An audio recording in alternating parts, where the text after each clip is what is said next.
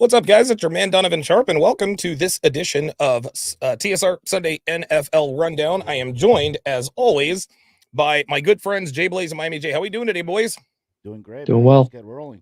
Good, Good good. sports Yeah. week. So we're gonna start things off. So by the way, I put the StreamYard link in the chat. Let me put it in the Rumble chat as well. Um, Blog Talk Radio is acting up a little bit. It's actually been acting up for the past couple weeks, but no problem. We'll put the StreamYard link in the chat. If you want to come on and shoot the shit, discuss whatever the case may be, ask questions, bounce ideas off of us. The StreamYard link is in the chat. Let me make sure all systems are go on Rumble. I think we're good to go on Rumble. We should be. It says 14 watching. Come on, come on, come on, come on, come on. Come on. Here we go. There we go. Yep, we're good to go on Rumble. Perfect. Perfect. Don't know why that just happened. All right, very good. Very, very good. Okay, cool. So all systems are go on Rumble. We are good to go. So yeah, like I said, if you have any thoughts, if you have anything to share, whatever the case may be, just jump into the jump on the StreamYard link, or you can just put it in the chat. All right, so let's go ahead and get started here. We're going to start off today with the soccer minute. So this is actually a story that broke on Friday. I didn't find out about it until yesterday. Looks like Brazil's federation president narrows the search for the head coach. The article starts. It says Brazil is narrowing its search for the national team's head coach. The organization previously had plans to appoint, Carlo looks like Ancelotti as Brazil's manager. The Italian coach was linked with the job for months. However, Ancelotti recently committed his future to Real Madrid by signing a new contract with the Spanish side. Since Ancelotti rejected Brazil, fellow European star coach Joe Marino has since been connected to the position. Nevertheless, the current Roma boss recently denied ever having contact with Brazilian officials. The Portuguese manager seems content with remaining in Italy for now. And then, of course, we heard yesterday that they fired their interim coach. So, Miami J, what can you tell us about what's going on here with Brazil's national team and their search for a new head coach? So Brazil's a freaking mess right now. So they fired the interim head coach, rightfully so. The guy was doing no good, and he literally was an interim in every sense of the word. Like actually never quit his job Oh, with his wow. club. So he was coaching two teams at the same time. Okay. So they fired the coach, and he was an interim because they were waiting on Angelotti. And that was a done deal. Everybody knew Angelotti was going to leave, Oh, I pronounced and that incorrectly. It's Angelotti. Okay, my yeah, bad. Angelotti was going to leave, and he was going to take over Brazil. Now Angelotti Okay. pulled a rabbit out of his hat, re-signed with Real Madrid, kind of screwed Brazil over. So now they're going to frantically look for this coach. We're like 6 months out of the Copa America. Oh, They wow. picked back Yeah. up World Cup qualifiers back up in September. So it's going to be interesting to see, can this new guy come in and fix the issues that this Brazil team is having. On top of all of this, it's interesting that the article cites the president, because the president of the federation just got reinstated on yesterday, actually. Hmm. And that was a big controversy because Brazil, they still might. So a court ruled that the federation could fire the president. They fired the president, and FIFA, being the overarching lords that they are Mm-hmm. over everybody, doesn't Mm-hmm. like governmental interference over the Mm-hmm. federation. Wow. So they told Brazil, if you adhere to this court ruling and fire your coach and hold an election without our say so, you may be suspended from the World Cup and the Copa America, Wow. which would be Whoa. there would be riots. People would die in Brazil if that happened. The World Cup, Wow. Brazil's the only country ever to have not missed a World Cup, Oh and my a World God, Cup dude. without Brazil would lose a ton of money for a lot of people. Not to Now, mention the beauty of the tournament. You got to have Brazil in there. of course, of You know, course. so it's going to be interesting to see. There's a meeting on Monday between FIFA officials and the federation. We'll see how that all shakes out. Hopefully, they can sort it all out and they don't get suspended. But the bigger story here is, can Brazil fix their on the field issues? If I don't know if you have the standings up, but they're currently sixth in World Cup Oops. qualifying, which is basically unheard of. Venezuela's beating them. Oh, wow. Looks like Brazil is number 6. So Yeah, here are the standings. It looks like Argentina, Uruguay, Colombia, Venezuela, Ecuador, Brazil, Paraguay, Chile, Bolivia. Bolivia, and Peru to round out the 10. But yeah, to see that Venezuela is ranked 2 spots higher than Brazil, that's surprising. Yeah, no, a couple things to comment here. Now, if they ended today, Brazil would still qualify with the expanded tournament up to 48 teams. CONMEBOL gets 6 and a playoff spot. So even Paraguay right now has a playoff spot, but there's a lot of games to go. They've played 6 out of, I think, 18 games. Okay. So they have 12 games to go. Brazil's got plenty of time to rectify the situation for World Cup qualifying, not so much for the Copa America, which is why I don't have them very favorite for the Copa America at all. I actually have Argentina and Uruguay as favorite. Okay, very good. Now, um, I think I might have misheard you. You said that they threatened Brazil. They said, "Hey, you got to get this straightened out, or you could possibly miss." Was it the Copa America or was it the World Cup? Both.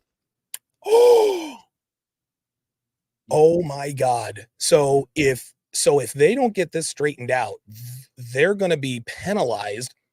They're going to miss the Copa America and the World Cup. And the World Cup. Oh yeah. Now that okay. Now They that makes have to get sense. this fixed. This Brazilian judge, and it's kind of a situation where FIFA, yeah, they're big brother. They're call them big government, call them whatever you Sure, want. sure, sure. These federations are non-profit organizations within their countries. So a Brazilian court has every right to judge on whether or not they can hold their own elections, whatever they want to do. They fall under Brazilian law, but Right. FIFA, let's face it, FIFA is a world mafia that they're the deep state. If I Jesus was gonna Christ, call man. an organization the deep state, it would be FIFA. Oh my And so God, dude. they don't like governmental interference. So if they say Brazil misses the World Cup, Brazil's missing the World Cup. There's Ay, nothing ay, else to ay, do. ay, ay. That is incredible. Having said that, I think my gut feeling is that it's just a lot of talk to get their way. I don't think they would actually ban Brazil from a World Cup because the money they would lose would be staggering. Dude, not only that, it would be to me, it'd be a PR nightmare, Of wouldn't it? course. Not only is it a PR nightmare, is it a financially bad decision? It's a bad decision for the game. To have a World Cup without Brazil, Brazil being in the World Cup is as, guaranteed as the fact that every basic bitch got a Stanley Cup for You Christmas know what I'm Day. saying? It, Exactly. it's Like it's it's kind got to of yeah. happen. A World Cup without Brazil, my dad would be turning over in his grave if Brazil gets out of the World Cup by in this fashion. Ay, ay, ay. Future millionaire over on the Rumble side says YouTube never notifies me when you're live. Grateful that Rumble does that. If you want to be notified when I go live on YouTube, if you want to be notified when I go live on YouTube, as at least for my daily live streams Monday through Thursday, go to donovansharp.com/notify. That is donovansharp.com/notify. We're actually working on some dynamic notifications. So we'll give you certain notifications to sort of download just to make it a part of your day. Obviously, I'm glad that Rumble is notifying it, but you guys know YouTube hasn't sent out notifications for me in years. Like nobody gets my notifications. So go to donovansharp.com/notify to be notified whenever I go live on any platforms. Closing thoughts on the state of Brazilian soccer here before we move on Yeah. to American So football. hopefully they find the right coach. His name escapes me. Let me just look real here. The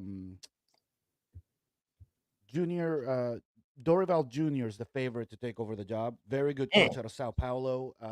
Hopefully he can fix the issues they're having because having a bad Brazil team it just downgrades the level of soccer yeah, worldwide. You yeah. gotta have that powerhouse that Brazil is.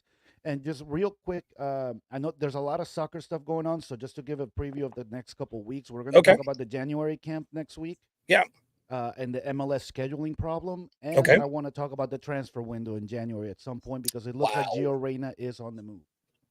Hmm. Before we move on, what are the rumors there? So apparently he's going to go out on loan for 6 months, which is very smart by Dortmund because that way they can, if they send him to a place where he's playing regularly, they can Hmm. get his value up before they sell Ah, him that in the makes summer. sense. So hopefully he'll end up at Real Sociedad in Spain. I think that team's a very good situation. They're lacking a number 10. They're lacking a midfielder, so Gio Reyna can plug in very nicely there. Very good. And when you say a number 10, you're talking about a midfielder who is their best player. Central attacking midfielders, usually the number 10 role. So yeah, Gotcha. Right. Pele, Jesus Christ, Maradona, Christian Pulisic, Maradona. Messi, Yeah, Messi. exactly. You know. All right, very good. I remember my favorite international soccer player back in my early 20s was Luca Toni Oh, for you'll like Team this one Italy. too. Mbappe will know his future in January. Real Madrid wants he's leaving Paris for sure. Okay. Real Madrid gave him an ultimatum. Okay. They want him to essentially sign a pre-contract. They want him to sign now to come over in the summer. But they Really? told him, yeah, because Mbappe's very flip floppy. They told him, hey, this is it. We want you here. We want you to come here, but we need this done now. And he's young. You know what I mean? He Yeah. probably doesn't know what the fuck. What is he? 21 years old? Yeah, 22? the money he can make in Real Madrid with the marketing there. Oh my Jesus God. Christ. And Real Madrid's already a powerhouse. Adding Mbappe will just solidify that. Mbappe already has generational wealth many times over, and he is just getting started, man. What a superstar. Okay, let us now get to American football. So last night, the Houston Texans took down the Indianapolis Colts by a score of 23-19. The Houston Texans have clinched a playoff spot. I don't know how long it's been since they were in the playoffs, but this was a hell of an accomplishment here for the Houston Texans. Rookie head coach, rookie quarterback, superstar rookie wide receiver, and Tank Dell. Unfortunately, he's out for the season. Rookie play caller. D'Amico Ryans had to hire a very good offensive coordinator. He actually hired a defensive guy to call the plays, who actually turned out to be a pretty good offensive coordinator at another location. But now he's here with Houston, and here we are. The Houston Texans are 10-7. Not only that, gentlemen, they could possibly win the AFC South if Jacksonville loses their final game today. But as it stands right now, the Indianapolis Colts are out, and the Houston Texans are guaranteed a spot in the playoffs. Jay Blaze, what are your thoughts on the Houston Texans in this season, man? I think this is a great story. It's just very refreshing having the Texans, like, they were down and out 2 years ago. So to come back and have they seem to have their head coach, their quarterback, and it just takes those pieces to completely flip a franchise. And I don't think they can make any like big headway, but if they could win a playoff game, that would be huge for the city. Yeah, it really would be. Miami J, what are your thoughts on I mean, dude, CJ Stroud, first year guy. Yeah. They got into the playoffs. And again, this is CJ Stroud's this was his very first prime time game under the lights. We know he's a superstar. We know all that stuff as it now starts to rain at MetLife, or I'm sorry, snow at MetLife Stadium. Looking forward to that. What are your thoughts on the Houston Texans story, man? So first, let me say I'm very excited to see how this whole playoff picture turns out. Oh I my can't God, it's remember gonna an be amazing. NFL season with this much drama going into the final week. The Texans, look, they're a great story. They surely deserve it more than the Colts. Although I will say that last 4th-and-1 play by the Colts was heartbreaking.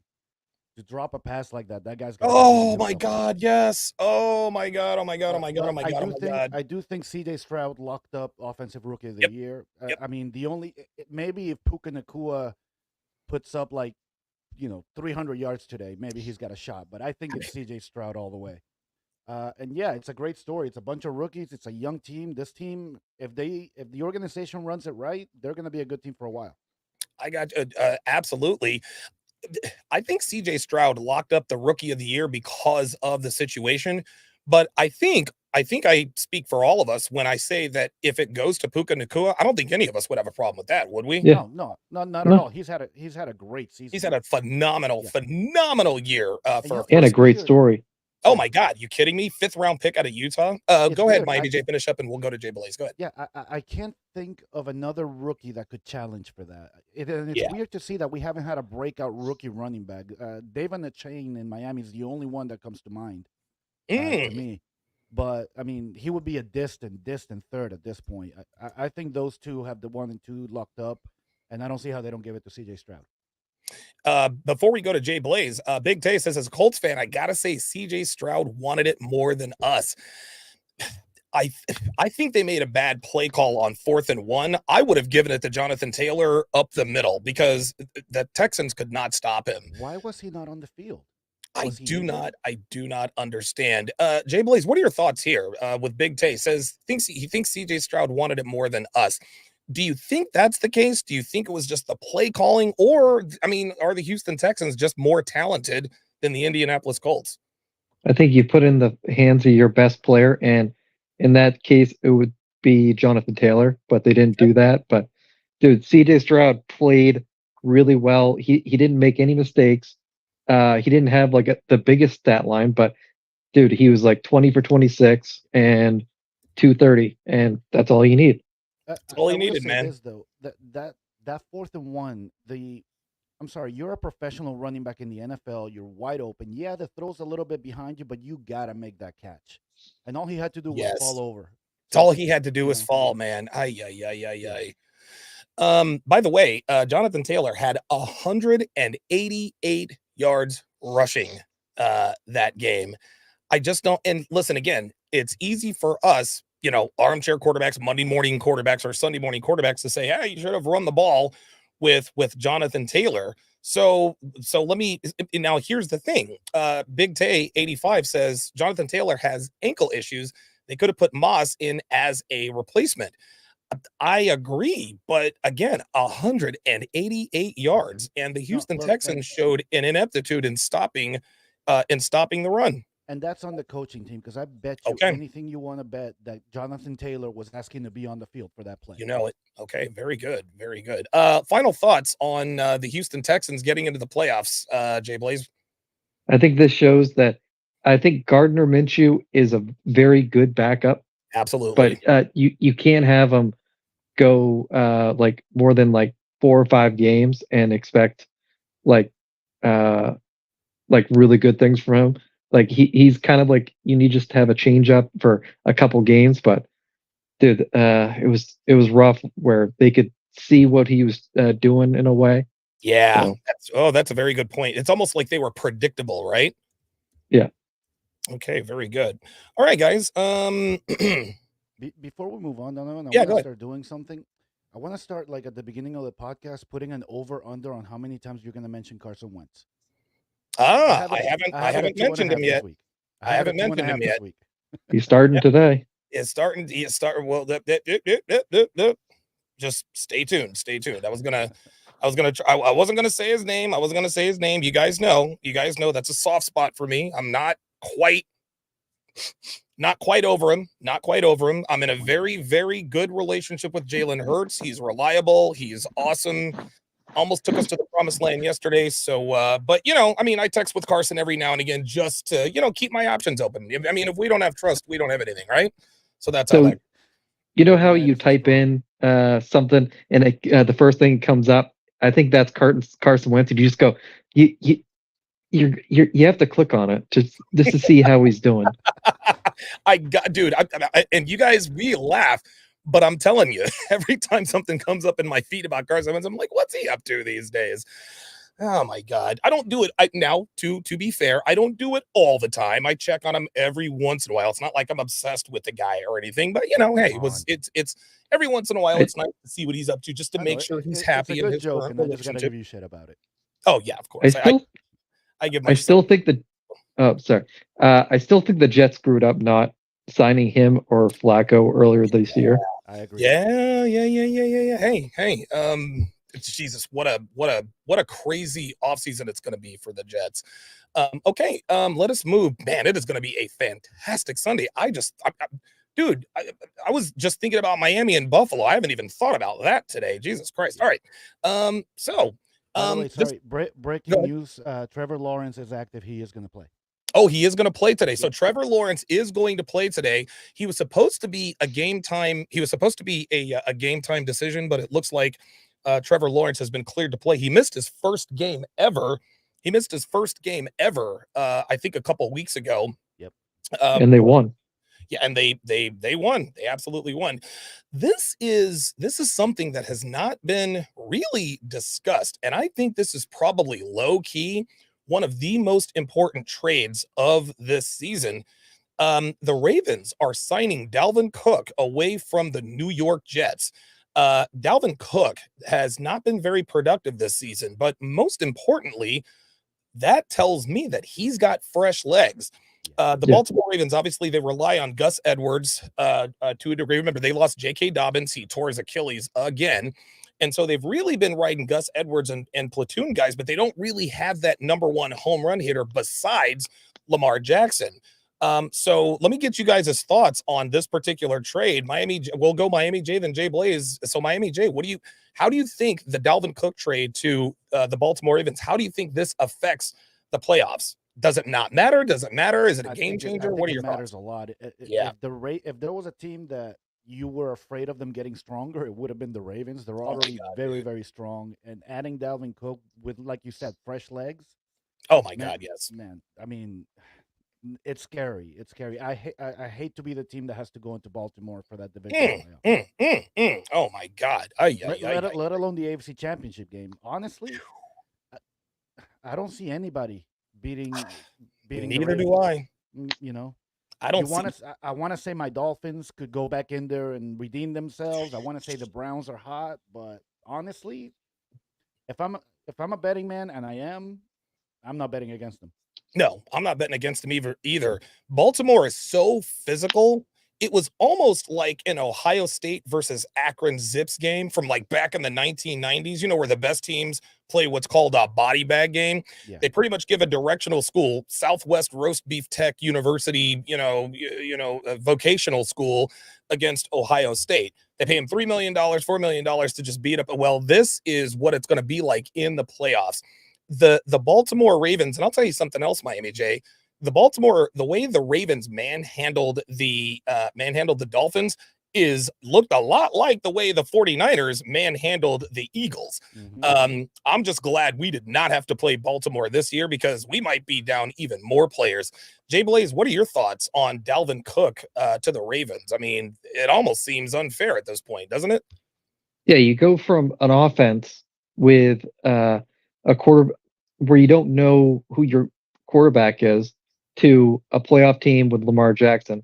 And if I was the Ravens, I would have played Lamar for a half because remember a couple years ago they took the last 2 weeks off Yeah, and against Tennessee. Lamar was completely rusty. Yep. And I think you should have played him a half, but yeah, it's the Ravens. They're going to be a really tough out, and maybe I think the Browns have the best shot of beating them You know How what I good a love because game they're would so that? similar. You know what I love about both the Ravens and the Niners is how quietly they've done it the entire year. They have Yeah. not been the story in the media. I don't think 1 week. Nope. Other than talking Yeah. about the MVP, the story's always the Cowboys, the Dolphins, the Browns. Somebody else is the story. The number one seeds are doing it very quietly, very professionally, and honestly, I don't see anybody that can stop those two. Dude, yeah. I don't see anybody stopping Baltimore. Shout out to Ken Rose. You know who I think could stop San Francisco's the Rams. I think the Rams are one of those Yes. teams that's hot Yes. and at the right time. Look, I'll put it to you this way. Apollo, by the way, this is actually a really good comment by him. And this actually has a lot to do with what you said right there. He says, I think the Browns could knock off Baltimore. Flacco is playoff proven. Obviously, he won Super Bowl 47 with the Ravens, and they have a defense that can match up with Baltimore. And being a Steelers diehard, it pains me to say that. I'm gonna tell you what, though. It's interesting. The teams that big time juggernaut playoffs teams are always the most susceptible against are in the division teams. Remember, Buffalo lost to New England this season. They had no business losing that game. Now, how would Buffalo lose? Well, they're familiar. I mean, how many times? I mean, Bill Belichick has seen Josh Allen, a handful of times, so they're very familiar. A lot of people thought that, there's absolutely no chance the Giants would beat the Eagles. The Giants damn near won the game. And if anybody thinks that the Washington Redskins are just going to let the Cowboys come and walk all over them, you got another thing coming. So I agree with the fact that if there's any team in the AFC that could beat Baltimore, it is definitely Cleveland. What do you think What do you think about that? I'm sorry, Miami. I can't disagree. Actually, it's been a few years since he was there, but is there any former player or current player more familiar with Baltimore than Joe Flacco? No. Exactly. No, he is the guy. He is absolutely the guy. All right, very good. So we already did the Ken Rose super chat thing. So this actually has a lot to do. This particular story concerns the Lions. So the Lions and Cowboys referee crew is going to be downgraded for the playoffs. I can't believe I've already forgotten this dude's name. Brad Allen. Yes, Brad Allen and his crew. They've been downgraded for the 2024 playoffs. Really, not much to. I mean, I don't really have too many thoughts about this. I think it's certainly legit. You want the best. Refereeing crews out there. Miami J, what are your thoughts on Brad Allen's crew being demoted? Great, love it. Okay, The very good. last thing you want in a playoff scenario is the referee being the story. So Yep, great, get him out. absolutely. Because What do you think, Jay Blaze? Detroit. So that was bad. before every game, the coaches have meetings with the refs, like any trick plays, just so it doesn't confuse the referees. Right. Brad Allen missed that meeting. Ooh. And so I did not you had know the Lions the entire game. So you had 68 and 70. 70 was reporting the entire game. Yep.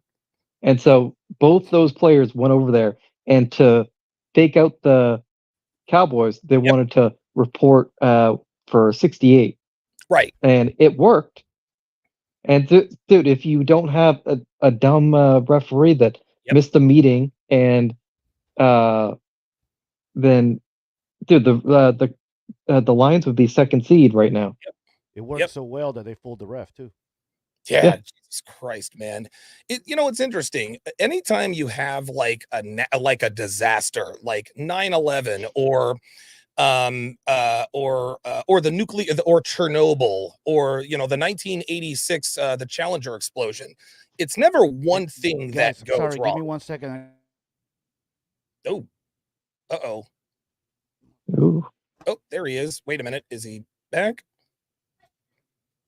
Okay. Well, anyway. But it's always a confluence of events. It's always this key thing happened, this key thing happened, this key thing happened, and that key thing happened.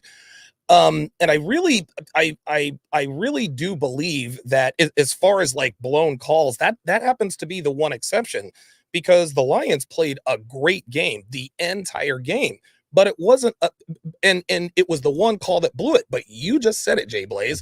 Number one, Brad Allen missed the meeting with the play calls. Number two, and Adam Schefter talked about this last week, Brad Allen's crew, they have been embroiled in controversy. That was the crew that called Kadarius Toney offsides. It was the correct call, but still, it's kind of like, okay, did you really need to call it there? They were obviously they were there for the Detroit Lions. They were also involved in another controversial play. So now Brad Allen, knowing that his crew is going to be under fire, at least for the time being, one would think that he would go to the meetings and say, hey, look, guys, or actually get familiar with the plays. And you could see him, Jay Blaze, like he was out there. He looked like he wasn't even paying attention. As a matter of fact, it looked like he was so ready to run over and tell the Cowboys, hey, number 70 is eligible, and completely forgot about number 68. So what are your thoughts on the on NFL refereeing this year? NFL refereeing it's been bad this season. It's been really, really bad. What, if anything, can they do to improve this? And it makes no sense where you had Brad Allen being registered for the Ravens Steelers game. There wasn't any meaningful calls, but thank you. But dude, why are you giving him a high profile game like that? There's so many games that don't have playoff implications where you could have put him in the 1 o'clock window. Absolutely. It just makes no sense. Like if they were really pissed off at it, take them off those games. I agree, man. I think, look, man, I'm not about like firing. Like, I don't want somebody to lose their job. You know what I mean? I don't want, I mean, like the whole Brandon Staley thing, that was clearly a bad fit. But I'm not the guy who's going to be like, well, he screwed up that one call. He should be fired or removed or whatever the case may be. But I think you said this last week. It's time to make these guys full time. It's time to make it's time. These guys need to be doing classes and workshops year round. They need to be in communication with teams about rule changes, trick plays, things of that nature. And I think they make low to mid six figures. I believe they make like six figures. You know what? I'm gonna look that up. NFL referee salary. But this just adds to the controversy that it's rigged, where they don't punish these refs and take them off high profile games. Like That's a good you don't point. fire them, but why was that guy on the Ravens Steelers game? It makes no sense. So they make looks like they make $205,000 per year, Yeah. which is I mean, it's $205,000 per year plus expenses. Like they get their flights taken care of. I'm sure they get a per diem for meals and things of that nature. I think it's honestly, man, I think it's time to make these guys full time. Miami J, can you hear us? Yeah, can you guys hear me? Oh yeah. Yeah. Wow, you're Yeah. coming in much better. Sorry, I don't know why my computer for some reason unplugged without it being unplugged. So I think it finally might have taken a crap. Oh yeah. Oh boy, that's not good. I thought it was Trigger back there messing around. No.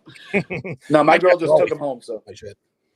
All right, good stuff. So let's talk a little bit. We're going to talk Pro Bowl here. So we're going to talk Pro Bowl, then we're going to talk playoffs. So we're going to take a look at as of week 17, we're going to look at the top 5 in rushing yards. Christian McCaffrey leads the way with 1459. Kyron Williams, low key is the NFL's second leading rusher. That's spectacular. Wow. James Cook, who has emerged as a 1,000-yard back in Buffalo, I think that James Cook, along with Christian McCaffrey, has been one of the best running backs in the league. He ran roughshod over the Cowboys. They had no answer for him. Yeah. DeAndre Swift, who would probably be a little higher on the list if our offensive coordinator actually remembered that he was on the roster. And then, of course, Derrick Henry, who is quote unquote over the hill. He just turned 28 years old, another 1,000-yard rushing season. Let's go to the top 5 receivers. We've got Tyreek Hill at 17-17. Listen, Jalen Waddle I don't think Jalen Waddle is playing today, is he? no, he's not. No. So Jalen Waddle's not playing today. If Tyreek Hill, not that this would happen, Tyreek Hill needs 283 yards receiving to match the 2,000 yards in receiving, which he said he had. CeeDee Lamb is number 2 at 651. AJ Brown, there's another Eagle on a top 5 list. Puka Nacua, who's one of the candidates for offensive rookie of the year. Then, of course, Amon-Ra St. Brown. So give me your thoughts here on the top 5. Actually, you know what? So we're going to go through. So now that we've gotten through all that, we're going to take a look at all of the Pro Bowl quarterbacks. Who do you think should have got in? Who do you think was left out? Et cetera, et cetera. So looks like the NFC quarterbacks are Dak Prescott, Matthew Stafford, Brock Purdy. Does anybody have a problem with either one of those, or do you think they got it right? Blaze, what do you think? Got it right. Okay. All right. Yeah, I think they got it. Stafford's having a big year. Yeah, I think for the most part, they got it right. If I was gonna replace and plug somebody in, I would maybe remove Dak and put in Jared Goff. That would be that would be a good replacement, or maybe remove Matthew Stafford and put in Jared Goff. Boy, what? Listen, that is a potential playoff matchup, y'all. If the Rams go to Detroit and Stafford spoils the party, that's oh my my crazy. God. What a story that would be. All right, let's go AFC. We've got Tua, Lamar, and Mahomes. I think that, actually, you want to know something? I don't think Patrick Mahomes should be in the Pro Bowl. Should be Josh Allen. There it is. They need to replace him with Josh Allen. Do you guys agree here? I agree. Yeah. I think Mahomes is there purely for the marketing. Absolutely. The power of his name carries a lot of weight. Yeah. Absolutely. Yeah. So what this has proven is that a lot of this really is sort of a popularity contest. Not that Mahomes isn't, deserving of recognition, but he hasn't played like one of the best quarterbacks in the NFC this season. I think he has no weapons either. No. You gotta have weapons. The fact that Josh Allen leads all NFL quarterbacks, I think, with 42 total touchdowns, but he's not in the Pro Bowl. So think about it think of it this way. Josh Allen might actually win the AFC East. He's probably going to score at least 2 or 3 more touchdowns. He's going to lead the NFL in total touchdowns, lead his team to an NFC East battle or the AFC East title, and is going to be left out of the Pro Bowl. Looks like Miami J's computer celebrated there without us. I don't even know how it did that. I'm on a new right? iPad, so I'm like trying to figure it all out. It is crazy. that was actually pretty fucking cool. All right, the Pro Bowl running backs. There's another Philadelphia Eagle in their quarterbacks. Kyron Williams, DeAndre Swift, Christian McCaffrey, and then of course on the AFC side, Raheem Mostert, James Cook, and Derrick Henry. Any other possibilities that they may have left out? No, I think that's pretty straightforward. Yeah. Raheem Mostert's having a career year, and at his age, he deserves to be there. And McCaffrey, Mostert and McCaffrey to me have been the two best running backs this year. Yeah, I agree. Yeah, Mostert's a fucking touchdown machine. He might not play today, man. No, he's not. He's out. Him and Waddle are out. Dude, the Dolphins are the walking wounded. Jesus Christ. The wide receivers. There's another. I'm going somewhere with this Eagle stuff. There's another Eagle in the top 5 or the Pro Bowl. We got CeeDee Lamb, AJ Brown, Mike Evans, Puka Nacua. On the AFC side, we've got Amari Cooper, Tyreek Hill, Keenan Allen, Jamar Chase. I don't have a problem with any of these. I don't really think. I mean, you could probably fill out these rosters with maybe 2 or 3 more players on each side, but I think they got it right. Your tight ends, George Kittle, Sam Laporta, who's a rookie. Travis Kelce, I don't think should be there. I think this is, again, just a Mahomes thing. David, if anything on the AFC side, I would actually vote for Pat Freiermuth. He's been kind of a revelation for the Steelers, or maybe even Isaiah Likely, who's done a very good job filling in for the injured Mark Andrews. That safety blanket there for Lamar Jackson. The tackles there again, Lane Johnson, another Philadelphia Eagle in the Pro Bowl, another Niner. The Niners led the way with 9 Pro Bowlers. Trent Williams, who's the best left tackle in football. Lane Johnson, who's the best right tackle in football. Penei Sewell, who's one of the best offensive linemen in football. We got Laramie Tunsil, Deion Dawkins, and Teron Armstead. Teron Armstead is low-key one of the best offensive linemen in football, and he's one of the best a lot of people don't know about.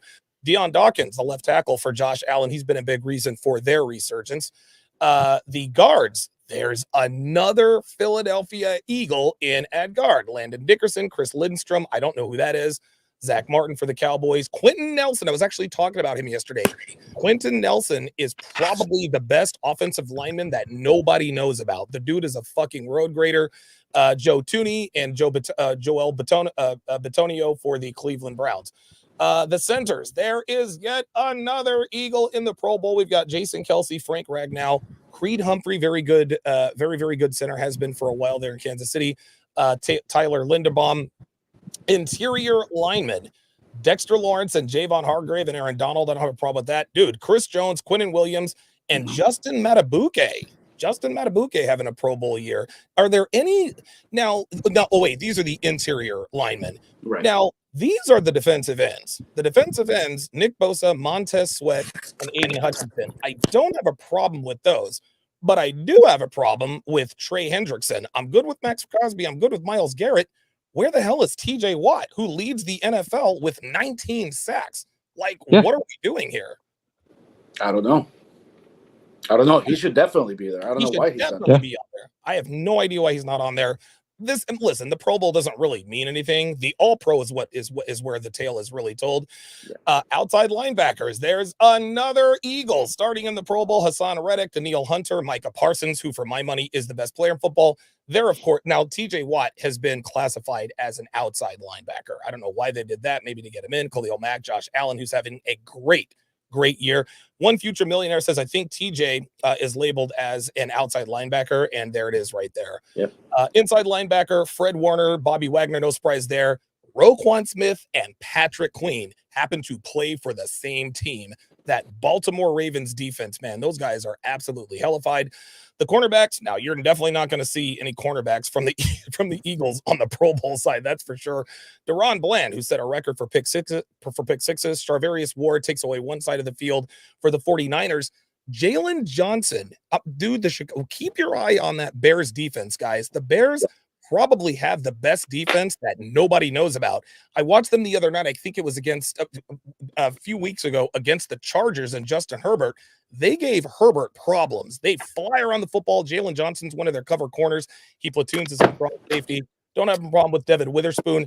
Patrick Surtain, Sauce Gardner, Denzel Ward, Jalen Ramsey. Don't have a problem with that. For my money, Patrick Surtain and Sauce Gardner are the two best corners in football. And then, of course, the safeties. Jesse Bates came over from Tennessee. Budda Baker has been the best safety in football for a while, as well as Julian Love, Justin Simmons, Mika Fitzpatrick, Kyle Hamilton is a future Hall of Famer. That kid is absolutely the truth. So let us talk about the playoff picture as it's Can I say real quick?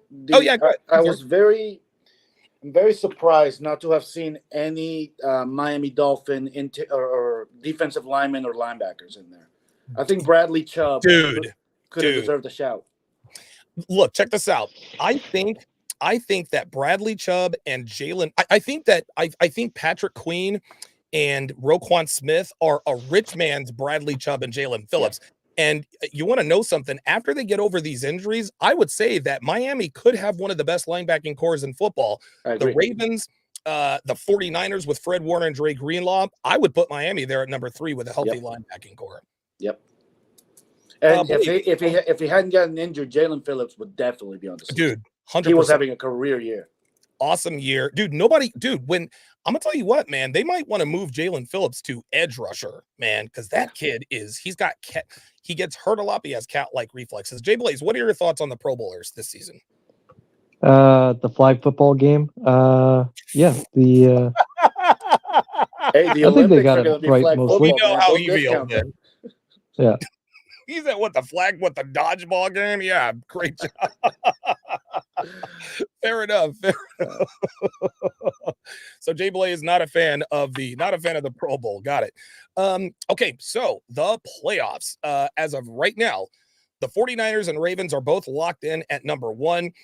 The Lions are locked in at number 3. The Buccaneers are locked in at number 4. The Rams are locked in at number 6. Green Bay right now is locked in at number 7. There's all sorts of scenarios. Let's talk about potential matchups here. What are your thoughts, Jay Blaze, on the NFC side as far as the playoffs? Because we'll talk NFC and then we'll talk AFC. I think that's pretty open because, dude, think about who the Niners have really beat. Their signature wins are the Cowboys and the Eagles. Have they really beaten anyone else?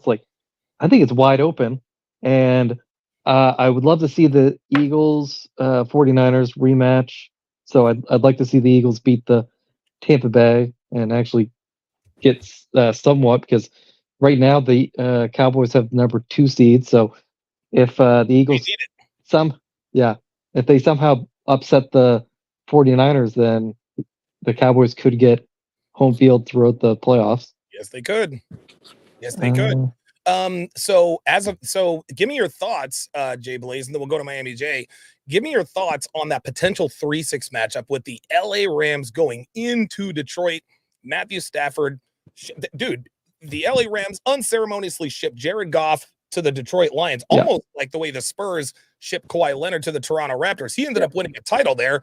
Here's Jared Goff. He goes to the Lions, takes him a couple of years, but they've won their first division title in 30 years. What are your thoughts on a potential matchup with the LA Rams? If it wasn't for the Ravens-Browns potential matchup, this would be the biggest, going back to your old team. Yeah. But, dude, Flacco, that's the story that's the best story in football right now. Money, baby. Yeah. So, I think that's pretty exciting. The Rams at Lions. So, yeah. Okay, very good. Miami J, so give me your thoughts on the potential 3-6 matchup with LA, and then give me your overall thoughts on what you think. What do you think the bigger stories are? I think Stafford going back to Detroit, that's going to be huge. I love the matchups here. I want the Eagles to win. I feel for the Cowboys because they do need to be at home as much as the Dolphins do, but I kind of want to see them prove it on the road. You know? And I don't know what's happening to that Philly defense. I think they would have trouble going into Tampa Bay at this point, honestly. But yeah, the biggest matchup on the NFC side, I love that Detroit LA game. I think Detroit would end up winning it if I was a betting man right now. I got Detroit going all the way to the Super Bowl. So okay. By the way, can I say one thing? Yeah, go ahead. This is a really cool camera angle by you, by the way. This is actually kind of cool. It's my makeshift iPad sitting on top of my computer. So, dude, it looks great. I like it. Cool. Maybe I'll start using this from now on. But maybe, I wish, I don't praise Major League Soccer on a lot of things, I think the NFL would be well served by having the last. Did you put that thumbs up thing there? What is? I don't know what's going on with this dude, that's all you, brother. I don't know what's going on with this iPad. Yo, just make sure you're not your own getting producer. side bitches. Yeah, I don't know. It's all, anyway. it's all fun and games with balloons and shit until your side bitches start texting you, right? Yeah, I don't know what the hell's going on.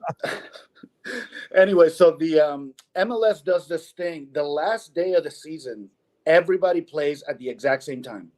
Oh, wow. I wish the NFL would do that because the drama would be crazy. Like, make every game a 3 p.m. game and everybody plays at the same time. That would be amazing. I think the NFL does a really good job. You know what? It's interesting. The NFL lately has been making the last game of the season for the past 3 or 4 years. They're all division games. Every game today is a division game. I like that. I like that. Yeah, I like that a lot. And they scheduled the Cowboys and Eagles games at 4, so they can't. Damn it, dude! I was hoping that the Cowboys would play at 1 and the Eagles would play at 4. That way we would know what's ahead of us. But then of course, then you have bad football because then clearly the Eagles would, they'd probably rest their starters if they knew they had a chance. I'm going to go on the limb. And there is a dark horse. There is a dark horse in the NFC playoffs that everyone needs to look out for. Green Bay Packers. It is the Philadelphia Eagles. The Philadelphia Eagles are probably the most talented dark horse in NFL history. Nobody thinks the Eagles are going to the Super Bowl. I struggle calling them a dark horse, though. I think if you win your division, you're not really a dark horse. Listen, if you win your division, and dude, 9 times out of 10, you'd be right. But think about the way the media has rightfully eviscerated the Eagles. The Eagles, we can't stop anybody on defense. Even when we were 10-1, people were saying, okay, the Eagles are 10-1. Maybe they're the best team in football, but they haven't blown anybody out yet. Right. With every successive win, the Eagles, there was always a but. Now we've lost 4 or 5. So if we didn't get credit as a juggernaut at 10-1, then how can you not call them a dark horse if they've lost 4 of their last 5? And literally nobody believes in them. And here's the thing. It's not a talent. Clearly the Eagles have the talent. And that's why I was pointing out all of those Pro Bowlers. The problem with the Eagles as of right now is coaching. We basically have the same squad, but what's the main difference between this year and last year? We lost both coordinators. Yes, we lost Javon Hargrave. That really, really hurt, but we've got all those University of Georgia, defensive linemen in there starting. So not that didn't hurt. Also lost CJ Gardner-Johnson. But by and large, we have all our skill position players there. We've got all our linebackers, and we've had injuries, but I think the main thing is the coaching. Everybody in Philly wants them to run the football, yet that's not what we're doing. So watch out for the Eagles. They are, and you're right. I struggle to call them a dark horse, but that's kind of who they are because nobody expects them to do anything in the playoffs. Even if they win the NFC East, they're going to say, okay, they backed into the NFC East. They lost to the Cardinals. They lost to the Cardinals, a game they shouldn't have lost. They shouldn't have lost to the Seahawks. They got dump trucked by the Niners and the Cowboys on back-to-back weeks. And and none of their 11 wins are by double digits. This is the best chance for the Eagles to be a dark horse that everybody but nobody saw coming. I'll give you guys the last word on the NFC side. The reason the Eagles lost last week is because they had your Gannon. And dude, when teams play their old coordinators, dude, weird shit happens. Like, remember the Patriots all the time? Yep.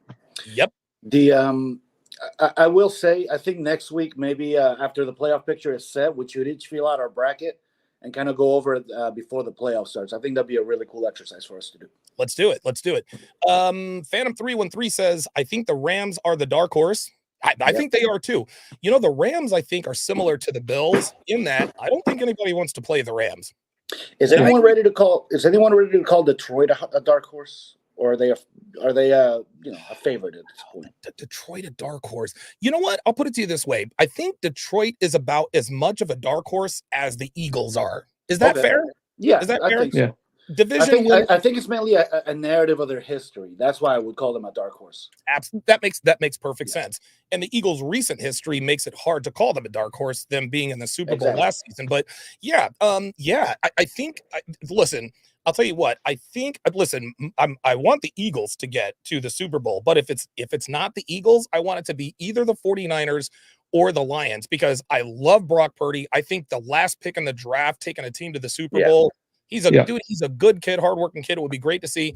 Or Jared Goff getting to the Super Bowl after all he went through in LA, shipped off to Detroit, and he brings the Lions to the Super Bowl. Dude, if Jared Goff takes the Lions to the Super Bowl, I think he gets a statue right next to Barry Sanders right outside of Ford. If Jared Goff does that, I think the Matt Stafford narrative in Detroit is over. Like, he came in, I think that hurts Matt Stafford's brand more than anything. Yeah, Jared Goff is the guy that came in and took him to the promised land, and something that Matthew Stafford could never do. Yeah, very, very true. Very true. All right, let us move over to the AFC side. Jay Blaze, give me your most interesting storylines on the AFC side. All right, so the Texans are in the playoffs, not the Colts. Right. So it could have been yesterday, but I think, dude, Flacco is the top story. Like, if the Cowboys get knocked off, I'm rooting for the Browns. Okay. I think the Dolphins need to win. I think they need home field more than the Bills. Yeah. And dude, Bills, Chiefs, another rematch of them. That's a really good one. And dude, I just want to see Browns, Ravens. Like, we need that. Dude, I need Browns Ravens in my life, man. That would be just like, listen, Miami J, just like you said, the one team that poses the biggest threat to San Francisco, low key, an in-division rival in the Rams. Guess what? It's the same concept with the Ravens. Look, the Ravens can beat every team, but I think the team that has the best chance to beat them is Cleveland. Yep. What are your thoughts on the AFC side of the bracket, Miami? So, few interesting stories here. The Dolphins need home field. The only team that needs home field more than the Dolphins is the Cowboys. Miami has to win today. I think it's a crazy story that Buffalo has managed to put themselves in this position where they can be the 2 seed or they can be out of the playoffs. It's crazy to me. Crazy. The AFC's been so good this year. The storylines here are just crazy. The Browns, how can you root against them at this point? Unbelievable. I love their story. Stefanski, for me, is locked up coach of the year. Oh, Flacco, okay. To me, should be the comeback player of the year. Flacco should. Now, who's the dark horse of the AFC? Is it the Chiefs? Like, the Chiefs are the Super Bowl. You know what? You're right. I think the Chiefs are the dark horse because they're the team with the least amount of talent. They're the team with the least amount of talent. And the most talented player on their offense is Patrick Mahomes. Obviously, outside of that, it's Travis Kelce, and he's showing signs of aging. I think I don't want to call them a dark horse because I don't think they have a shot, but I think the team that doesn't belong here almost is the Jaguars. Yes. It just seems like they're limping in, and they've managed to make it somehow. But Houston's coming in on the high. Everybody's coming in on the high. Even the Bills or the Dolphins, whoever ends up at the 2 seed, they'll come in on a high. I think the Jaguars are probably one and done. But if they made it, to the divisional round, I think that would be a huge coup for them. My story, look, I agree with you guys. I think the Browns and Joe Flacco easily the most interesting story in football. I think a close second are the Houston Texans. Rookie head coach DeMeco Ryans, the preeminent offensive rookie of the year, possibly even the defensive rookie of the year, and Will Anderson the fourth. That young staff. Also, DeMeco Ryans is what class? A defensive head coach. A defensive head coach with a rookie quarterback. Now, here's the thing. One of the many reasons why Tom Brady was such a Svengali in terms of reading defenses is because his coach was a defensive head coach. Bill Belichick taught Tom Brady offense from the defensive side. This is exactly what DeMeco Ryans is doing with CJ Stroud. DeMeco Ryans, of course, was the best. Him and Dan Quinn were the best defensive coordinators in football. That San Francisco defense was fucking scary last year. DeMeco got the job. So is it no surprise that DeMeco Ryans, a very good defensive coach, X's and O's wise, gets a rookie quarterback who appears to be ready, is picking apart defenses like a veteran quarterback. It's the same thing. Now, if you're the Jaguars, do you even want to win today? Because you're going to have to play the Browns. No, dude. I don't think anybody thinks Jacksonville is going to beat Cleveland if they play in the playoffs. If Jacksonville loses today, are they still in the playoffs? Yeah, it would be 7. If They would they play the lose, Dolphins. that means they'll play the Dolphins, but then the Texans would be the division winners. The Right. Texans would be the division winners. Uh, Here's my last storyline for the AFC. Patrick Mahomes is going to play his first road playoff game. Patrick Mhm. Mahomes in the playoffs every year. Yep. Every playoff game he's ever played has been at Arrowhead. It'll be very, very interesting to see how he handles a playoff game on the road. I agree with that. But go ahead, No. Blaze. Yeah, something my bad. Or no, Miami J. I was just saying I agree with that. That's gonna be an interesting storyline. By the way, can I say how crazy it is? Like, if somebody had told you at the beginning of the season that we have a potential Lions-Browns Super Bowl, Oh my God. you would have called them nuts. I would have put $5 down on that bet, and I'd be a millionaire if that happens. I'm gonna tell you what, man. The Lions Browns would be a very, very that would be a fascinating Super Bowl because if I'm not mistaken, it would be both franchises would possibly win their first Super Bowl. Yep. Phantom 313 says, could you see the Browns going to the Super Bowl? Absolutely. Mhm. I think Cleveland could definitely get there. What do you guys think? I agree. I think so. I agree. Okay. Here's another question. Can you see the Texans making it to the AFC title game? I could see that. I could see that. I could see think that them one. winning a wild card I game. can see the Browns doing the Super Bowl more than I can see the Texans going that far. But Okay, that makes sense. I can see it. It could happen. I think right now the Texans would play the Dolphins, and then they'd play maybe the Chiefs or the Bills. I think they could Oof. in that situation. So assuming that Miami wins, so that means that Houston, if they don't win the title, would either have to go to Buffalo or Miami. Yeah. Which team do you think the Texans could possibly win on the road? Like which I mean, Buffalo or Miami? Well, you're a Dolphins guy. Who would you rather see in the playoffs? Would you rather see the Houston Texans or would you rather see the Kansas City Chiefs come to Hard Rock Stadium? I'd rather see the Jaguars, honestly. But look, Houston, whether they go to Miami or they go to Buffalo, if they don't win the division, I don't think they get out of that game. I think Buffalo with the Winters very strong at home, and Miami is very, very strong at home. Yes, but if I was gonna pick one, I'd pick Buffalo. I'd want to go to Buffalo and see Josh Allen, see if he can finally win a big game because he usually folds in the big. Apollo from this is a very good comment here. Let me switch up here. So he says, if the Eagles can pull off winning the NFC, it would remind me of the 06 Colts. Remember, they had a terrible run defense, but one Bob Sanders came back. They beat Kansas City and Baltimore, and ended up winning Super Bowl 41. There's all sorts of comps and comparisons. Like I said, man, the Eagles, we're in a free fall. But but at this point, to me, this is a great time for the Eagles because literally nobody believes that they are going to do anything in the playoffs. We're asking questions like, are the Eagles going to be one and done?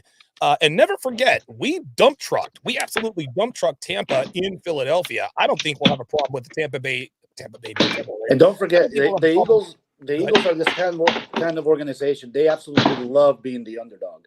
Yes. They feed off of that. The Eagles could be very dangerous in that regard. They are an underdog. They're an underdog who's not really an underdog. Like the Eagles are listen, they're not playing very well, but they're a good football team. They have football players. If they can somehow manage to maybe just put it all together for 5 games, then maybe we could see something special. Go ahead. Oh, I'm sorry. Oh, Blaze is back. Okay, there he is. All right, let's move on to the next. So the NFC playoff probability. Now, this is very interesting. So the first 5, 1, 2, 3, 4. So 5 spots are already filled. We got the Niners, the Eagles, the Lions, Cowboys, and Rams. The Buccaneers today, if they win, they're in. If the Packers win today, they're in. The Seahawks need help. The Saints need help. The Falcons need help. The Vikings need all kinds of help. Which are the 2 teams? Which are the 2 teams that you see missing the playoffs? Which teams do you think will get in? Which teams do you think will be out? Jay Blaze, let me start with you first. I think Packers are a dangerous team, so I think they're going to make it. I agree with that. I'm really happy with the Rams being in there. Yeah. So I think the Rams and I think where it is now, I think those are the best teams. Okay, so you think it's going to be the Buccaneers and Packers to round out the NFC playoff picture? Yeah. Okay. What do you think, Miami J? I'm sorry, but since my computer went down, I don't have the schedule in front of me. Who are the Bucs playing today? It's they play the not the Saints, not the Falcons, the Panthers. Oh, Yeah. yeah, okay. Yeah, it's going to be Buccaneers Packers. So, yeah, they're going to win. Yeah. I mean, Yeah, it's gonna but, be you know, Buccaneers. hey, you never know. Crazy things happen, right? Yeah, I mean, and this is why I say I would love it if the NFL would play all the games at the same time. I think that'd be so fucking crazy, wouldn't it? I don't know if you remember. I mean, calling back to the World Cup, for me, I remember like it was yesterday. But there was a moment where you had that group with Spain, Germany, Japan, and Costa Rica. Oh, the group of death. And, yeah, it was. And then they played at the same time, and the positions, they were scoring so much that the positions were changing minute by minute. And at one point, Germany and Spain were both out. It was absolutely crazy. It was the best drama I've ever seen. And that happens in the MLS playoffs as well. I think that'd be really cool to see that. I think they don't do it because of TV. Yeah, yeah, that's the reason. That makes sense. Yeah, that makes perfect sense. But I would love it. Maybe have the NFC in the morning, the AFC in the afternoon, or something like that. Just like they do on Championship Sunday. The NFC title game is usually at 3, and the AFC title game is at 6. That makes sense. Okay, very good. All right, that's a good idea. Go ahead, Jay, please. Let me ask you: of the teams that get knocked out, how many of these teams' coaches are gone? So I think Denise Allen should go. Yeah, Dennis Allen is out. Yeah, that's obvious. I think the Falcons coach. I think they mismanaged B. John Robinson this year, and I think he should go because, dude, think about the Falcons. They could have had Lamar Jackson on the offseason. Yeah. Oh my God, that would have been it. They could still get Justin Fields now if the Bears decide to take Caleb Williams. Yeah. Wow. My opinion, I think Dennis. So Ron Rivera's already been fired. I'm not going to talk about who's already fired. I think Matt Eberflus is in trouble. Yeah, he's out. I think he's gone. Brian Daboll, he's not going anywhere. He took the terrible Giants to the playoffs last year. Did we mention Rivera? He's definitely out. Yeah, Rivera's out because he's already been fired. Frank Reich has been fired. I don't even know that the Panthers. I mean, I don't think anybody wants to coach in Carolina right now. Pete Carroll's not going anywhere. So yeah, if the Saints, if Tampa Bay Buccaneers win, I think Dennis Allen and Arthur Smith are both out. I think Eberflus is gone. Brian Daboll doesn't go anywhere, but I think everybody else is pretty. Pretty secure. Pete Carroll's not going anywhere.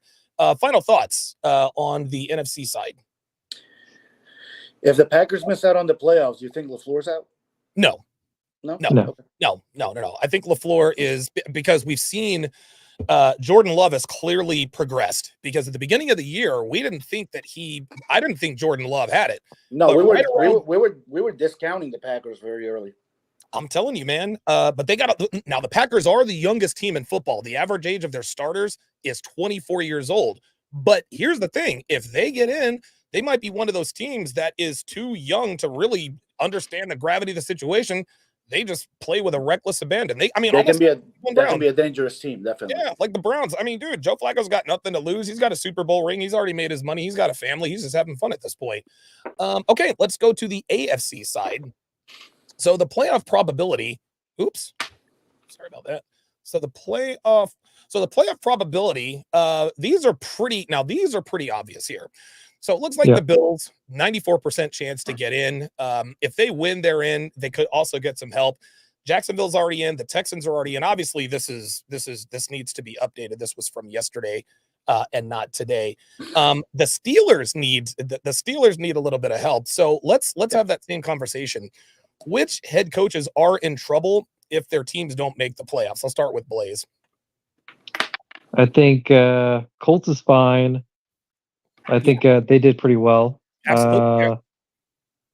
Well, we already know the Raiders. I heard there's some rumblings of Harbaugh there and with the Bears.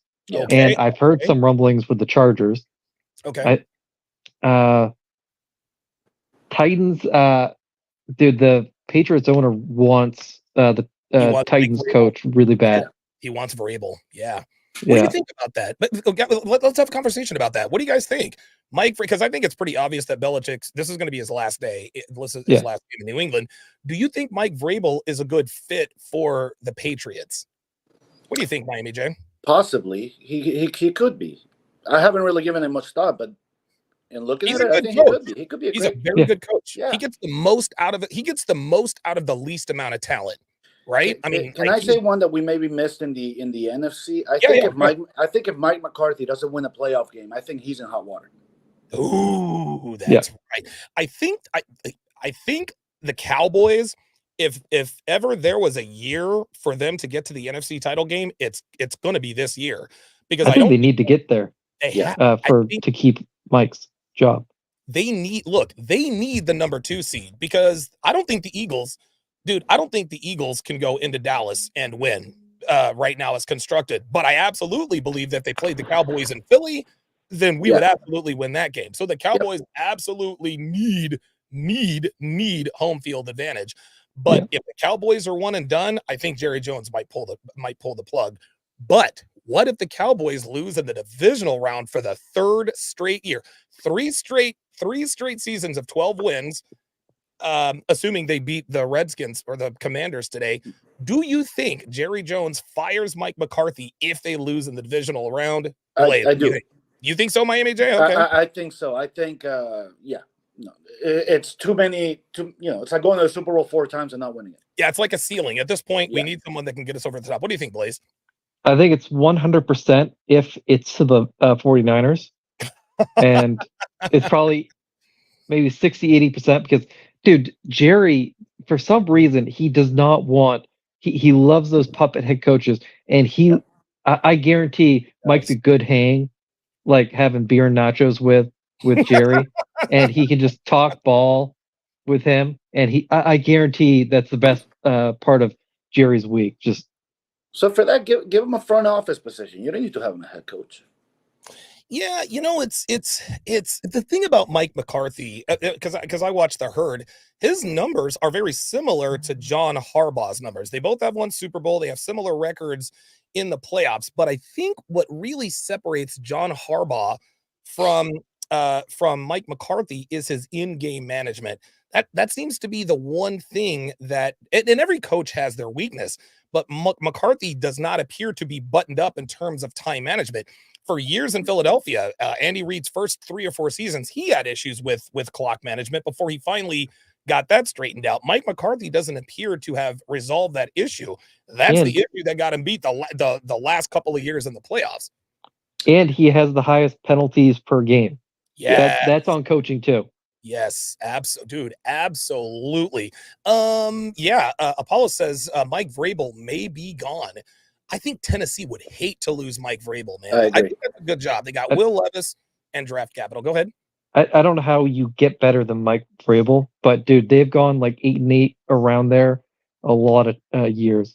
And dude, that Antonio losing their wideout to the Eagles, trading him, was a huge mistake. We got it. Tannehill went downhill. AJ Brown, yes sir. AJ Brown. Millionaire says, I have to get back to work. Great listening to Donovan Sharp. Absolutely. Thanks for tuning in, man. We will see you next week. Okay, let me go back to there we go. Oops, wait a minute. So we talked, sorry guys. So we talked NFC, then we were talking AFC. Okay, so let's talk about two more head coaching positions here. Do the Raiders, do you think the Las Vegas Raiders, do you think they keep Antonio Pierce on? Do you think they remove the interim tag, or do they look for outside, or do they look for someone other than him? What do you think, Miami J? If it was anybody other than the Raiders, I would say Antonio Pierce gets another year. But it's the Raiders. They're gonna try to get Gruden. They're gonna try to make a splash with this. Okay, what do you think, Blaze? I think they make a play for Harbaugh, because if Harbaugh wins the national championship, I think he's gone. I think he just walks away and just says, "Hey, peace out." Yeah. NCAA, screw you. And I think they make a play for him. And dude, Antonio Pierce, like the locker room loves him. Oh yeah. But Mark Davis, he's just an odd cat, and he wants those big splash things. Yeah, Fanning313 in the chat says Bill Belichick might be the next Raiders head coach. What do you? I think he's either going to end up in Los Angeles or Washington. I have heard rumors Tom Brady has Mark Davis's ear. Wow. And because he's the minority owner. Wow, look at Interesting. that. Phantom 313 says Harbaugh may coach the Chargers. I think the best fit for Harbaugh is the Chargers for sure. They've got the talent on defense for it now. I don't think that they can pay. Look, I don't think they can pay Bosa and Mac and James. I think at least one of, if not two, of those three will not be on the won't be on the squad next year. I want to see Harbaugh go to the Bears. Either he says, I want to keep Justin Fields, and because, dude, he saved Alex Smith's career. He did. So he could do that with Justin Fields. Like, Fields, like, he has like a 60% throwing percentage, and you need it at least 70. And so he could, like, elevate him, or they could trade him and draft a quarterback and probably get like maybe a 4th or 5th round pick. Yeah, I think he could too. I think Justin Fields has some value. Let me ask you this, Miami J, and I'll ask this to Jay Blaze. Should the Bears keep Justin Fields or should they draft Caleb Williams? No, they should not draft Caleb Williams. I don't care if they keep Justin Fields or not. At this point, I would keep Justin Fields for another year, see what happens, bring in a coach, see if those two make a connection in that first year of the head coach, and then see what happens after that. Decide who you want to keep. I agree. I think you got to keep Justin Fields for at least another year. I think he showed flashes, but he needs an offensive head coach. Matt Eberflus is a defensive head coach. And with the exception of DeMeco Ryans and CJ Stroud, defensive head coaches with young quarterbacks typically do not fare very well. Okay, let's talk our last topic of the day, or second to last topic of the day. Let's talk about today's games. Let's quickly go through these very, very quickly. Again, these are all division games. We're not going to go through them all because a lot of these teams have already made the playoffs. So we're going to talk about the important games here. Let's Don, start sorry, real quick. Let me get you guys started. I'll be back in a minute and a half. Okay, very good. So let's talk about the Jets and the Patriots. Now here's the thing. A lot of people think if the Patriots lose to the Jets, that increases their draft position. But a lot of people think that Bill Belichick is really going to try to beat the Jets so that they don't to sort of hurt their team. I don't think there's anything to that. They pay Bill Belichick to win football games. That's how it goes. Who do you think wins this game? Oh, this is a garbage bowl. I'm gonna lean towards the Patriots because Bill Belichick somehow always just screws the Jets in everything. So I'm going to go Patriots. Okay, very good. I think Tampa is going to beat Carolina. I don't think there's going to be any disagreement on that. Green Bay hosting the Bears. Green Bay, it's quite simple. Win and you're in. Obviously, Justin Fields and the Bears want to be able to send the Packers home. How do you see this one going, the Bears and the Packers? The Bears and Packers, dude, the Bears have been playing like pretty well and given some like weird stuff. I'm gonna go with the Packers. I think they've been playing well. I agree. I think the Packers beat the Bears. What do you think, Miami J? Yeah, I think the Packers at Lambeau with a playoff spot on the line. I think Jordan Love's going to be up for this game. Okay, very good. Eagles and Giants. If the Eagles beat the Giants and the Cowboys lose to the Commanders, the Eagles are the NFC East champs. If they both lose, Dallas is the NFC East champ. If the Eagles lose, we're the 5 seed. So how do you see this one going? Eagles traveling 90-minute bus ride to New York. How do you see this one going, guys? Is the Italian Stallion starting? No, it's going to be Tyrod Taylor. It's going to be Tyrod Taylor. I'm going to go the Eagles then. All right. Hashtag Tommy DeVito. How do you see this one going, Miami J? I got the Eagles going in there and handling the Giants pretty well. Division's on the line. They're going to be up for it. Yeah, I think what the Eagles are going to try to do, I think they're going to try to destroy the Giants quickly. I think best case scenario, we're up 31-0, 31-3 in at the end of the first half, possibly the third quarter. The best case scenario would for us to boat race them early, get out to an early lead, then bring in the scrubs, give our starters a half game off. Now, the scenario, there's no help needed, right? If the Eagles win, they win the division.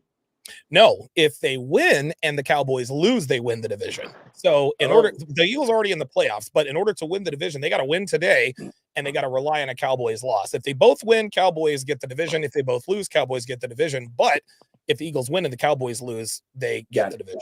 So none of the other games matter except for the Bills and the Dolphins. This to me, this is the biggest game. This is the biggest game of the game. day. Yeah, this is a playoff game, guys. How do you see this going, Jay Blaze? Dude, I want to see the Dolphins win because I think they need home field more. But dude, Josh Allen's playing really well. Gonna put on the cape. I'll go with the Dolphins. Okay, very good. He's going Dolphins. What about you, Miami J? How do you see this one going? I'm going Dolphins. You know, I'm kind of reporting live from the field here. This city is up for this game. It's all over social media. We're not overconfident, though. They're not talking smack. And I like it when the Dolphins don't do that because when they do, that's when they lose. So I like Miami to I think it'll be a close game, but I think Miami pulls that out. I'm going with the Bills, man. And the reason why I'm going with the Bills is because, number one, they need the game more. And number two, Miami has a litany of injuries, particularly at the skill. Oh, yeah, I forgot about those. Yeah, I'll go with the Bills. Yeah, dude, you've got the two linebackers, Jalen Phillips and Bradley Chubb, out. Javon Holland is going to be out. Xavier Howard is out. At least Jalen Ramsey is playing. Then on the other side, you've got Tyreek Hill is still questionable. Jalen Waddle is out. Raheem Mostert is out. Now, Devon Achane is, listen, it's not like the Dolphins don't. They've still got Jeff Wilson Jr. You know, it's not like they don't have other running backs that could fill in. But I mean, I'm gonna tell you what, man, it is, yeah. And if Phantom 313 says if the Bills lose, they're out of the playoffs. So I think I'm gonna go with Buffalo. I think it's gonna be close. I'm gonna go 20-17 Buffalo Bills. You know what? That's a good point you brought up with all the injuries, because what's made the Dolphins so good when they're healthy is all the multiple threats that they have. You can't focus on one guy. When you take out Waddle, you take out Mostert, that kind of makes them more one-dimensional, maybe two-dimensional. But I still think Miami's going to win it. And since you picked the Bills, I'm going to change my pick. I'm going to go with the Giants today. Oh, okay. Very good. Excellent. Nothing personal. One last story of the day. Yes, that's right, ladies and gentlemen. That's right. Carson Wentz will start Sunday against the San Francisco 49ers. Yes, Carson Wentz is finally going to get a start. And by the way, remember this play? Remember this play? Tell me what you guys think. Jadeveon Clowney did not get fined, nor did he get penalized for this hit, and not a soul in the media said that this was intentional. I don't remember anybody saying that this was intentional. Watch this hit. Tell me that that's not intentional. That is Jadeveon Clowney launching his head into the head of Carson Wentz, gave him a concussion. Josh McCown had to come into the game. The very next day, I expected the media to be like, dude, Jadeveon Clowney shouldn't have made that hit. Not a soul called this a dirty hit when it clearly was. Yes, that's definitely targeting. And I actually like Jadeveon Clowney, but and so does the media, but they dislike Carson Wentz a lot more than Jadeveon Clowney. That's why they said, well, this hit was perfectly legal. There's nothing legal about this hit. No. So just to and didn't they have to take his wife to the locker room to check on him? Yeah. Like it was a bad concussion. If Clowney had just dove and kind of rolled on top of him, that'd have been one thing. But you can see him aiming his helmet downward. Absolutely. This is clearly intentional, and not a single person in the media. This is why I tell you guys about guys about the racial component when it comes to quarterback evaluation. That's just all there is to it, man. Listen, man, Carson Wentz certainly had his issues. There's no doubt about that. Clearly wasn't the best locker room guy. The talent was clearly there. The guy had 2 bad injuries. He was going to be the MVP. It is what it is, but he gets the start today. All right, guys. So we've had a really, it's been a really good football season. Let's go around the panel one last time before we bring the show to an end. What do you think are some of the biggest, coolest stories of the NFL season? Go ahead, Jay Blaze. I think it's top one is Joe Flacco just coming off the couch. And dude, if he does not win comeback player of the year, the award is a joke and it's a complete virtue signal. Yeah. And Wait, which Carson Wentz, if who doesn't win it? Joe Flacco. Oh, I totally agree. Totally agree. Okay. And Joe Flacco, he's not playing today. It's going to cost him $75K, which kind of sucks. If I'm the Browns, I just hand it to him under the table and I just say, "Hey, appreciate everything you did." But Okay. yeah, Carson Wentz is going to play like it's the last game of the season. Yeah, baby. That's where he's at his best. Yeah. Jesus Christ. Well, hey, he plays every game like it's his last game. Might actually Exactly. Miami J, what are your thoughts? So my biggest stories I gotta put the Lions up there. Oh my God, yeah. That their season's been nothing short of a miracle. Considering who they are and the seemingly lack of weapons that they had at the start of the year. I love the Browns. I love that they're making the playoffs. To me, Miami has been a big story. The way Mike McDaniel's been able to turn the franchise around in the last 2 years, that's been huge. Absolutely. What else? The Brock Purdy, man. Oh yeah, dude. Brock Purdy. Wow. I mean, what else can you say about the guy? Mind you, he's not lighting up the scoreboard like Kurt Warner used to or anything like that. Yeah, but he's been as solid as they come, especially for Mr. Irrelevant. Yeah, he threw away his MVP chance against the Ravens, but that's what honestly, I think Lamar locked up the MVP last week against Miami. Yeah, he did. Yeah, I think he did, and I don't think Brock Purdy. I don't think he lost the MVP so much as relinquished the MVP to Lamar Jackson. Lamar. That was an A plus beatdown. The number one story for me, among others, I think is Tua. I think a lot because I remember this time last year, a lot of people, myself included, were saying, you know what, man, maybe Tua is not built for football. Maybe he needs to retire. He had at least 3 concussions that season, including the really scary one in Cincinnati where he kind of like locked up. That was fucking scary. And the thing is now we remember, and I know you're probably privy to this, Tua took jujitsu to learn how to fall. Dude, Tua has not been, I mean, other than a hand thing, he hasn't been hurt all season long. No ankles, no knees, and most of all, no concussions.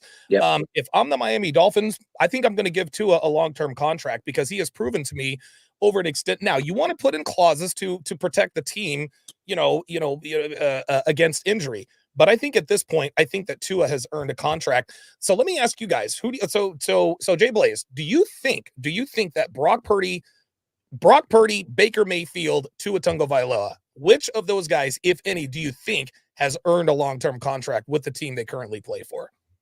So Brock, I think, has another year until he's a contract. I think Baker, Baker's an interesting one because I don't think if you're Baker, do you go back to the Buccaneers if they lose Mike Evans? I don't think you do it. Yeah, that's a good point. This is a contract year for Mike Evans. If they don't get him back, then I think Baker he should go to another team.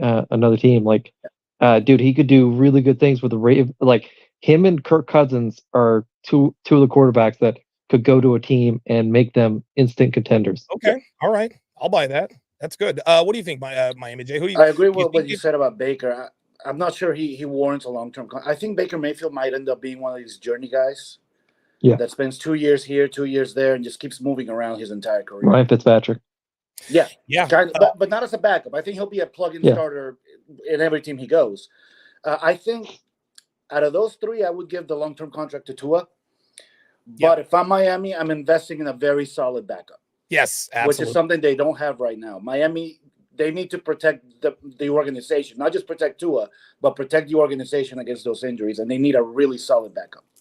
What's wrong with the dude? What's wrong with Mike White? What's wrong with Skylar Thompson, fam? What? They need a solid backup, man. I disagree with you guys on Baker. I think you give Baker, if I'm the Buccaneers, I give Baker a 2-year. I give him a 2-year contract with an option for a third, a team option for the third. I think I pay Baker $20 million a year. I'd sign him to, you know what? I'd sign him to a 3-year, $60 million contract. I would guarantee 40 of it. And I would make sure you protect the team. But if you're only paying Baker $20 million per year, if they do lose Mike Evans, that means that they'll have that salary cap. I know they've got draft capital. They can go out and get a superstar receiver. Brock Purdy, I think, has earned a contract. I think it's very, very clear that he is the guy in San Francisco.